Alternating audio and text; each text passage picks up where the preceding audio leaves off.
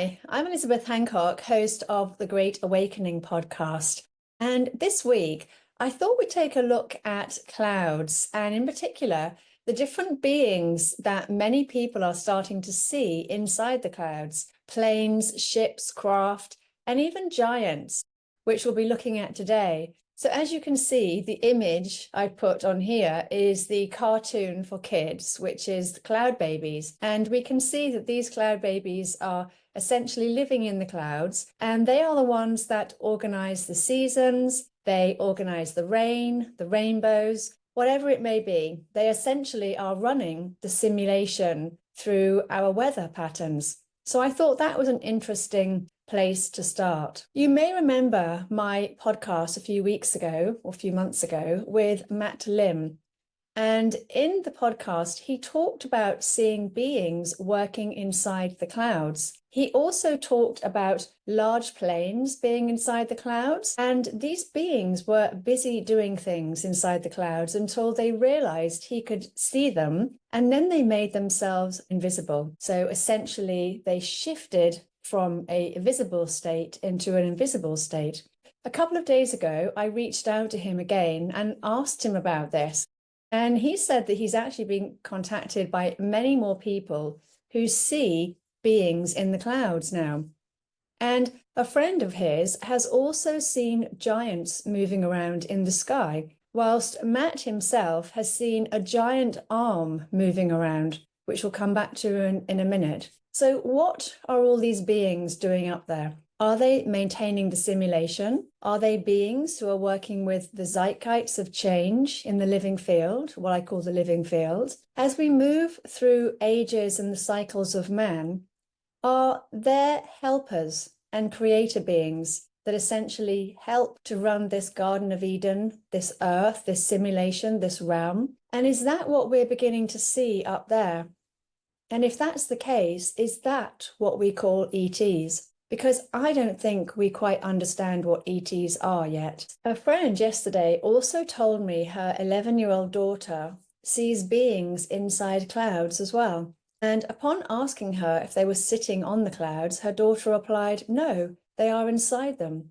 So are they mining something, such as the ships or spacecraft that were seen in July 2024 mining the rings of Saturn? Now, what's so interesting about the planets and the celestial beings, as they're called in our ancient texts, is that they don't necessarily look like that. What we are seeing in the sky above us is light, frequency, and we now know that Saturn has rings around it because scientists have discovered that this is the case. But as we'll come to in a minute, science is split very much into two distinct areas, and it's this that we are trying to find our way through. Does reality look like what science is telling us it looks like?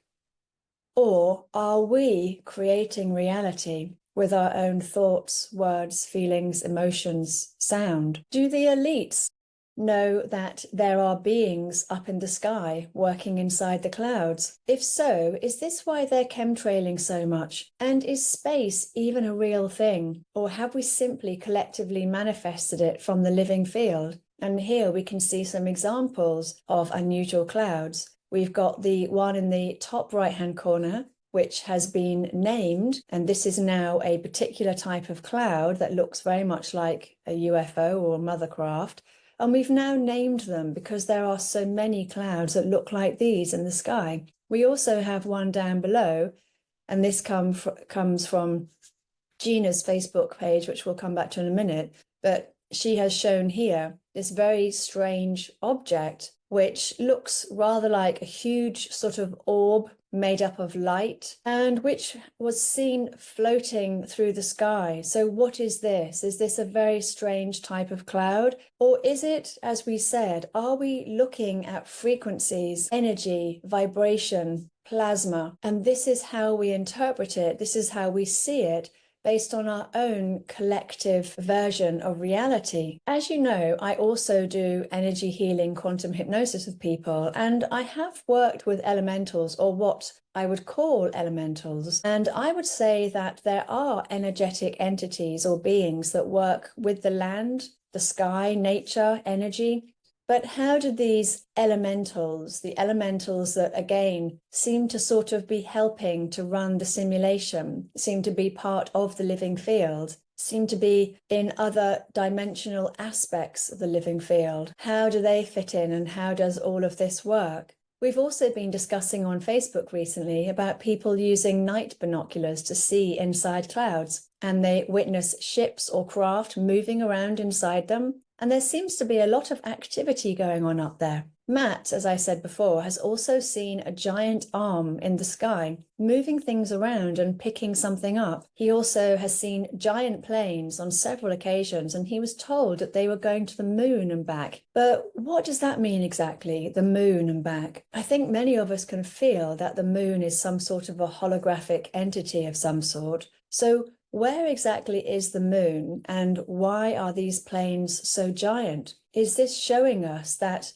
there is a larger Earth? If so, then what does that make the moon? Now, Matt also saw something taking some sort of a cover off the sun, and he's felt that once it was removed, he said it began to feel hotter, warmer here. The thing is that when we believe that this is a physical planet sitting in a physical solar system moving around the sun, it doesn't make any sense. But when we see this world as a living field where life exists at every level, in every dimension, and can look like anything that we can imagine, visualize, or create, then for me, it seems to make more sense. And I can wrap my head a lot more around that than I can a one-dimensional reality. We also know from the thousands of giant skeletal remains that we found that there have been many giants living on this planet or Earth. So if giants are up in the sky moving things around, and giants have also been down here as well,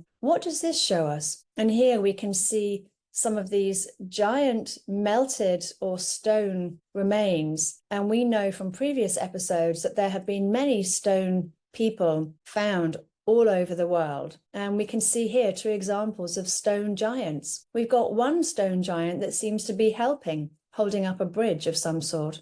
And then we've got another stone giant that literally has been melted. And you can even see blood and bones coming out of his body. Now, we don't understand the science behind how something physical made of flesh could be turned to stone. But in fact, it's talked about in our ancient texts quite a lot. So it does look like at some point this was able to have been performed. The question is, of course, who was doing it?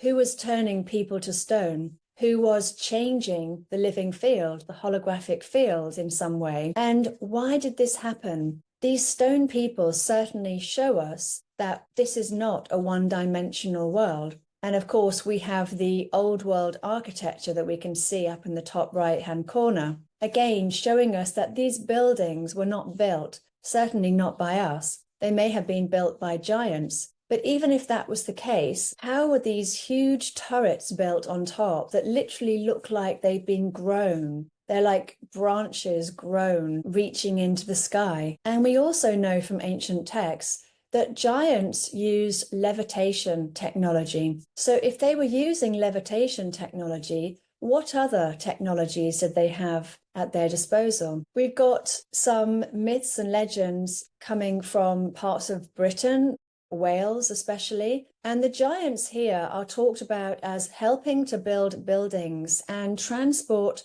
huge stone blocks to build the megaliths, the monoliths, these sorts of things. But in the ancient texts, giants are said to be benevolent and helping us, as well as malevolent. And it looks like some things went wrong. The Indian tribes talk about how their women interbred with these giants, but the babies, although it started off well, actually became aggressive over time. So is it perhaps that our DNA did not mix with their DNA? Or is this the Nephilim that are talked about in the biblical records, who are the children of the Watchers and female humans? Certainly, it would be a very strange story to just make up. although I do think much of the Bible has been inverted and altered to mislead us, I can also see that there is truth in there as well. And what about the giant skeletons that have been found, especially in the British Isles, with armor, helmets, and swords?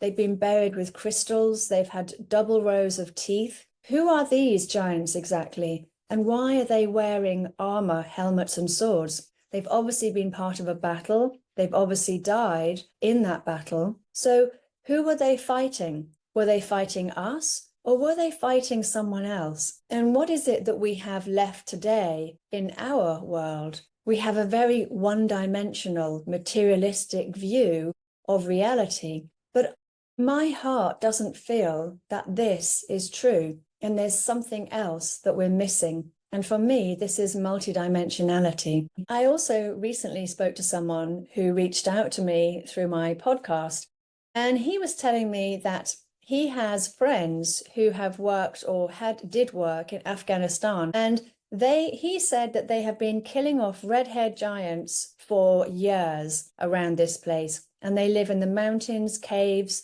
and they literally keep coming up. So where are they coming up from? I wonder if they are coming up from either inside the earth or if they are coming from other dimensions. Of course, some of them may live in the mountains and caves, but how come we've never found them before? And how come so many of them keep popping up? So huge thanks to Thomas Knapp for introducing me to Gina.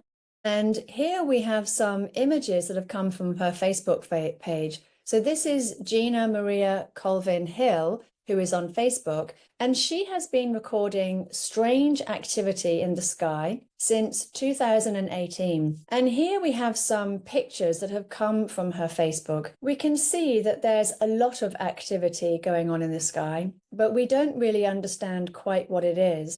And of course, we not only have 3i Atlas coming in at the moment, but Gina has recorded lots of different things that are happening in the sky, little things streaming in through the sun, as well as weird cubes coming out of it.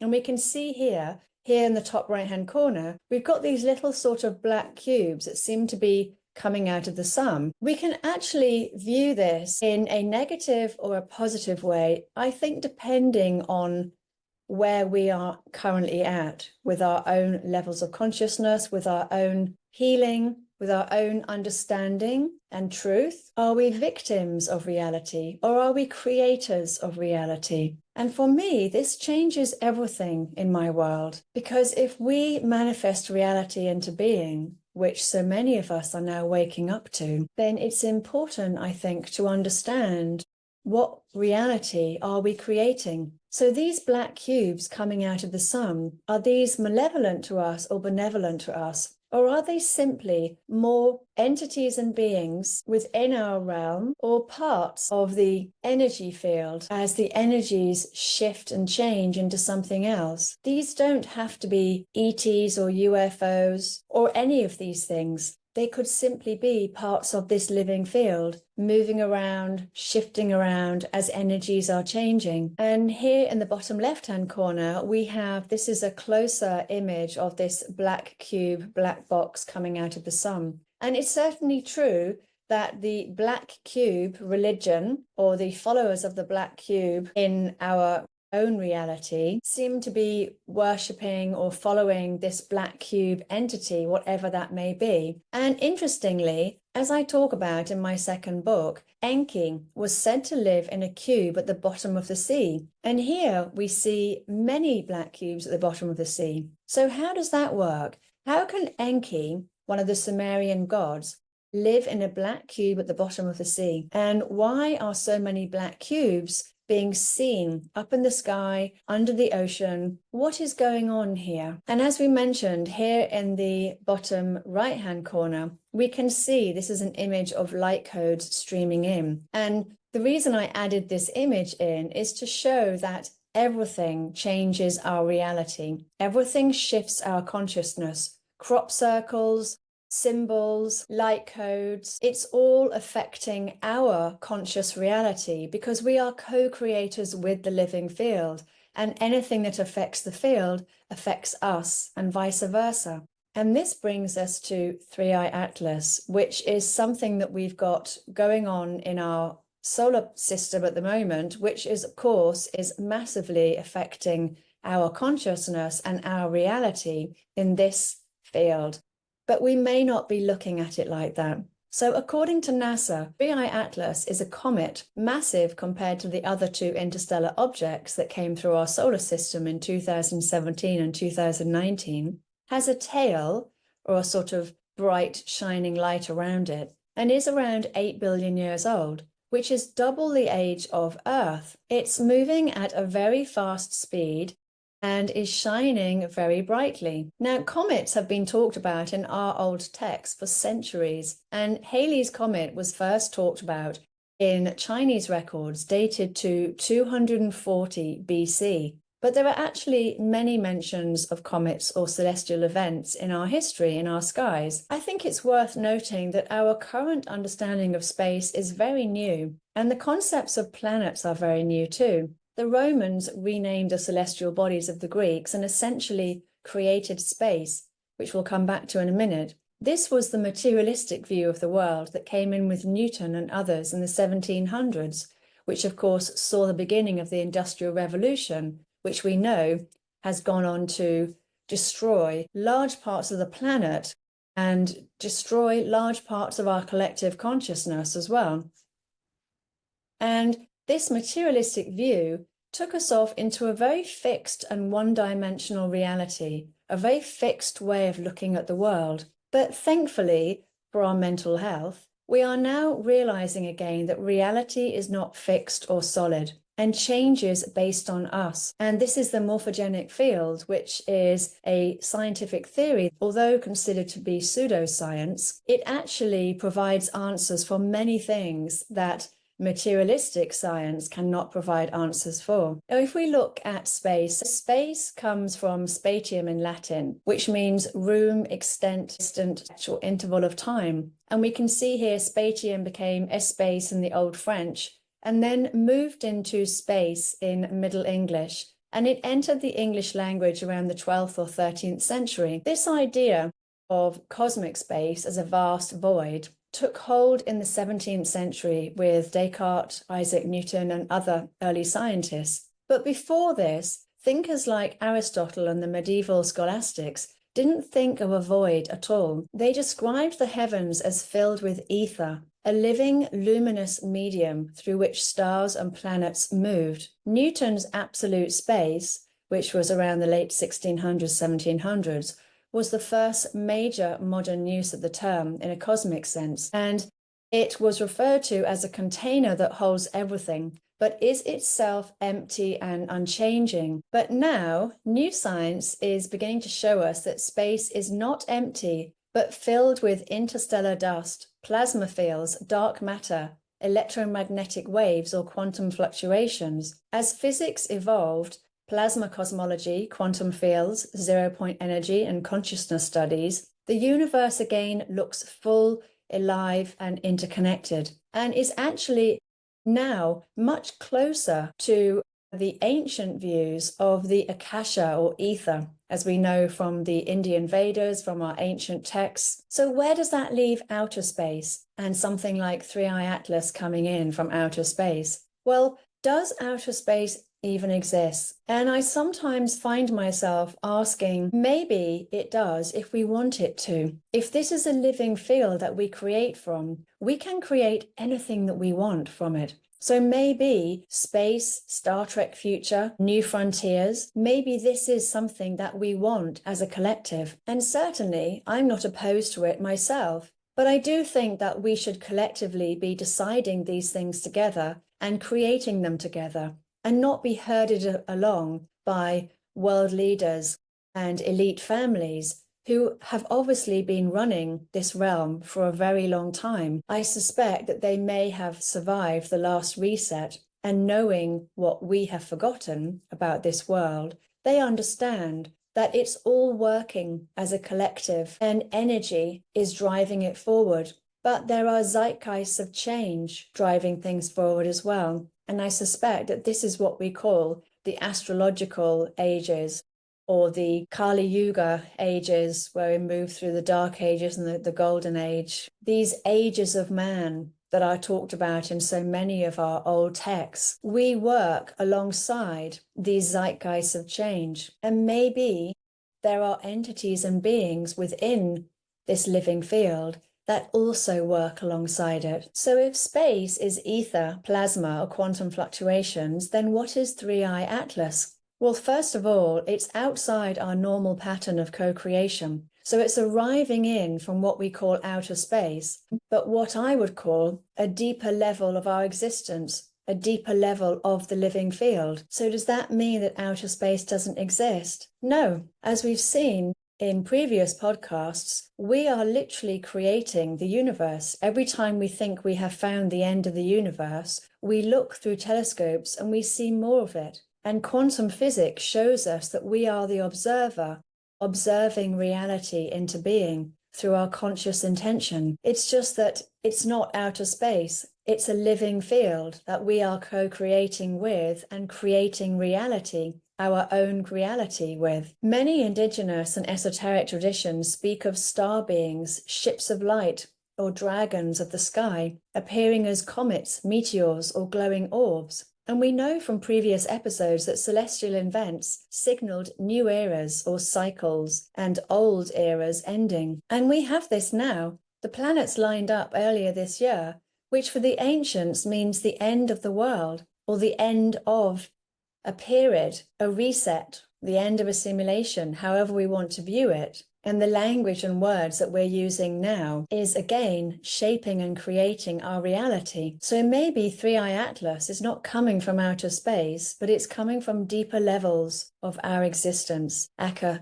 other dimensions. However, one thing is certain: as it enters our level of existence, it will shift our consciousness, because everything affects our consciousness in this field. So the new frequencies of it will change our world and change our collective, just like comets coming in the past have done as well. So what is it that it's signaling or changing? Is it signaling a new era for humanity? If so, what is that era? And here we come back to clouds again, because clouds are talked about everywhere in our ancient texts. And here are just a few. I've just pulled out a few here. And you can see in the Hebrew Bible, God is often described as riding upon the clouds, and Yahweh is riding on a swift cloud to come into Egypt. The physical God that's talked about in the Bible as moving around and riding on clouds, I don't think is the same God as the indigenous tribes talk about, the supreme being, a 0-point field, all these sorts of things.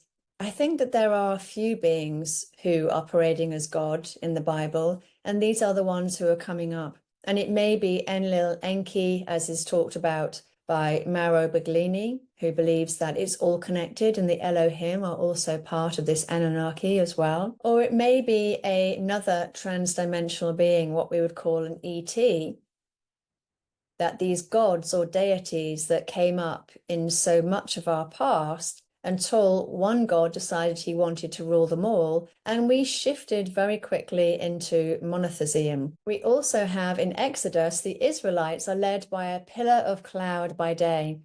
And in the New Testament, Jesus ascends into heaven on a cloud, and Revelation 1.7 speaks of his return coming with the clouds. And we can see that the clouds are looking very weird at the moment. This is an image of the top right-hand corner. You can see that here is an image of some clouds, and they obviously look like that because the sun is shining on them, but they do have a very, very interesting look to them, and certainly could easily be the Vimanas that are talked about in our ancient texts. In the Mahabharata and the Ramayana, gods and heroes ride Vimanas, described as cloud-like or hidden in clouds, and sometimes they literally float upon clouds when descending to earth. And they're also described as being metal as well. In Taoist law and Chinese myths, the immortals ride or sit upon clouds. And here, in the bottom right-hand image, we can see that this is a floating rock. There are actually a few of these around the world. I think this is the one that comes from Japan, but we can see that it's very cloud-like in its shape. So is this a floating rock, a floating cloud, which, just like the stone giants and the stone people who are turned to stone around the world, was also turned to stone, because everything is made of energy, everything is vibrational frequency, and slowing these energy waves down essentially allows us to see them. So we know that this is our reality already, that what we see as physical matter is slowed down energy waves. And when energy that is vibrating at a higher vibrational frequency, we are not able to see, but we know that they are still there, because we can use these energy waves in our modern day technologies. We also have the plasma field, which I've talked about previously in previous episodes. And plasma itself provides a very good medium for being solid, gas, or invisible, providing the perfect medium to be a cloud, to be a mist, to be solid, or to be invisible. So we can see the science behind how all of this could be possible now. But as it's still seen as pseudoscience, it's not something that's necessarily being taken as reality yet. We also have Homer frequently describing Mount Olympus enshrouded in cloud. And this is where the gods, they live above the mist. They're unseen by mortals, by us. So are these gods, are these the giants that people are seeing in the clouds? The gods that run the simulation? If so, are they benevolent or malevolent? Some southwestern tribes also describe kachinas, and these are the kachinas are the luminous beings, celestial beings, and also described as cloud beings or spirits that dwell within the clouds. Inanna, or Ishtar, as we know, is another Sumerian god. These Sumerian gods are often being described as flying across the sky. Here, Inanna is her chariot glides across the heavens like a cloud. And we have the Tuatha De Danann as well in Irish myth, and they often arrive in Ireland hidden by clouds of mist or a magical cloud veil that conceals their movements. And we know the Tuatha De Danann as some of the luminous beings that we've looked at before as well. Egyptian, Babylonian, and indigenous traditions all spoke of a luminous ocean or field in which stars were born and beings moved, which feels much more real to me these days than materialistic science, which feels quite dead. We also have many accounts of people disappearing into clouds, and it comes up in many of our myths and legends. And we can see here some of the floating cities that are talked about in the Indian Vedas. And this floating city that we can see here, it just looks so similar to one of these sacred Indian temples that are in India. And when I was discussing this with my Indian friend, he said to me, yes, we did not build these. And you look at them and you can see that nothing or no one built these. So is this another example of something that has been turned to stone, that something was a floating city or a floating temple, and it's now turned to stone? So again, we have the giants turned to stone, the stone people turned to stone, the rocks or clouds turned to stone. We've got the Indian temples turned to stone. Something happened in this realm that turned lots of things to stone. And when I think of this in my mind, it makes me think of a multidimensional world being stuck down into one dimension of solid fixed matter. The materialistic viewpoint of our world, it went from multidimensional to materialistic solid matter in the 1700s when the materialistic view and the Industrial Revolution began, and we came into this very fixed solid reality. And luckily, we're now beginning to come out of that worldview and move back into understanding that reality is not fixed, it's not solid. And this is also helping many people to alleviate their depression as well. So we have Enoch, who walked with God and is taken up into the clouds, becoming the archangel Metatron. We have Elijah, who's carried to heaven in a whirlwind with fiery chariots and horses. We've got Jesus, who's taken up and the clouds receive him. We've got the eldest Pandava, I can't pronounce his name. He's taken into heaven, enveloped by celestial clouds. We've got Rome's legendary founder, Romulus, who disappears into a storm cloud. We've got shamans who report being carried up in clouds to meet the thunder beings, and their ancestors are said to ascend through cloud layers when moving between worlds, and again, moving between dimensions. Because as we know from the work of Michio Kaku, Dimensions are not places to go. And I think this is fundamental to understanding multidimensionality. We don't have to go anywhere to be in other dimensions. They're all around us. They are deeper levels of our existence. So thinking back to Three-Eye Atlas, if what we are seeing here is a deeper level of our existence, then what does that mean about us? Well, in my world, that means that we have expanded our levels of consciousness. We have now expanded to another dimension, another state of being, another level of consciousness, and we are able to perceive more of the living field that we are part of, just as we are now able to see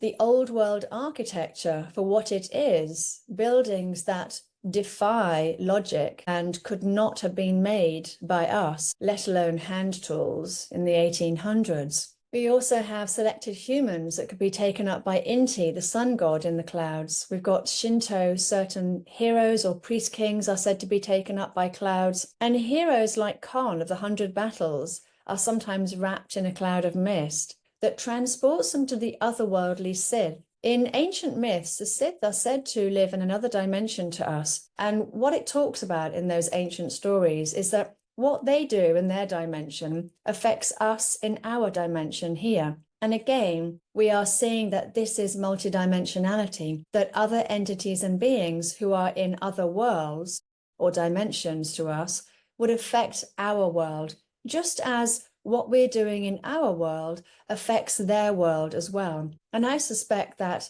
that is exactly what is happening. Us moving into a materialistic view, one-dimensional view of reality, is affecting the other dimensions around us. And this is possibly why beings and entities from other dimensions are reaching out to us now to say, you need to wake up. You need to remember. You need to remember that you're multidimensional. What you're doing is affecting us. And as we are all part of the living field, you could even see all of this as being us. We are all connected. We are all one. We've also got some Mesopotamian texts that describe rulers who, upon death, are enveloped in a shining cloud and taken to dwell with the gods. So, does space even exist? Well, plasma cosmology and consciousness studies seem to be pulling myth and science together again, which I am really happy about, because our ancestors already knew this, and we can see this, examples of this all around us in our world. And the prime example for me is the old world architecture. We are beginning to see that the universe behaves more like a living organism or holographic field than a mechanical system. And physicists like Bohm, Prigogine, Laszlo, and biologists like Rupert Sheldrake reintroduce the language of wholeness, resonance, and meaning within the morphogenic field and consciousness. Many indigenous and metaphysical traditions, which never lost the living sky view, are now being understood. And we are now beginning to understand that the cosmos is a conscious plasma of light and information. Space is not empty. It's alive with awareness and sound. And objects like comets may actually be coherent patterns in the field, not lumps of matter. They bring information to our collective, just like light codes and celestial events have done for millennia. And they signal a time of change, or they're signaling something is changing, which we are all feeling now in the atmosphere, in the air. There is a feeling of change coming, and it feels more benevolent to what we've had in the past. The Aborigines and the Wataha people talk about us dreaming our world into being, and they say when our story dies, our soul dies. And this seems to confirm what the ancient texts also say about manifestation, that we manifest or create our reality along with something that the indigenous tribes call the supreme being, we call God, or the Bible does, and what science is calling the 0-point field. But all of this is coming back into our memory because I think we are waking up to that understanding again, that we are part of a living field. We co-create with that there are entities and beings at every single level of this field, every single dimension of this field. And we are not victims of this world, but we have had leaders in this world, elite families in this world who've been around for a very long time, and they have been herding us. They most likely created materialistic worldview of science, And they have been herding us into this very uncomfortable place where we've been for at least 300 years. But we are now coming back out of it. And comets, celestial events, whatever these different things are, they are signaling a new change in consciousness, a shift in our levels of consciousness as we expand to more of the field, more of the living field, and expand back into that understanding and memory that we create all of this, just like we did with our old world as well. And for me, I find this uplifting, magical, and incredible. And certainly when I started to learn about these sorts of things, it was this that snapped me out of my lifelong depression. And I'm really hoping that this will also help other people in this world to come out of mental health issues and depression as well, which is simply a residual feeling of one-dimensional reality. It's a residual materialistic view of the world. But once we step into multidimensionality, we understand that we are surrounded by magic. We are surrounded by dimensions. We are surrounded by so many different things, and we are not alone. Okay, well, thank you for listening this week, and I'll catch up with you soon with a new podcast. Okay, take care. All right, bye.